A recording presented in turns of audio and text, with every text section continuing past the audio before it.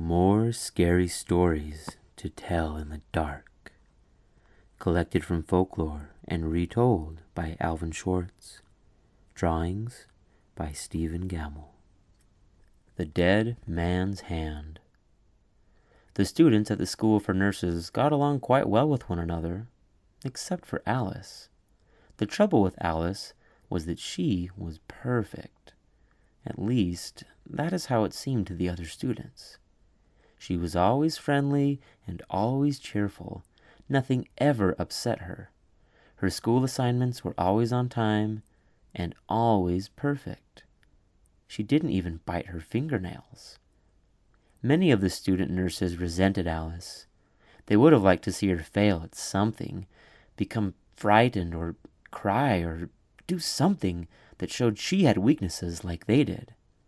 One night, several students tried to frighten Alice with a practical joke.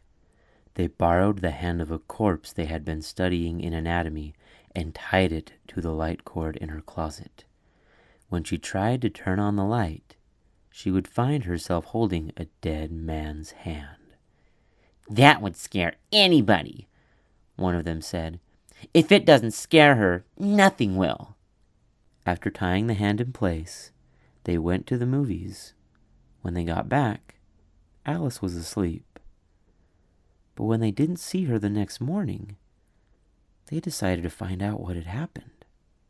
There was no sign of Alice in her room, but they soon found her. She was sitting on the floor in her closet, staring at the dead man's hand and mumbling to herself. Alice didn't even look up.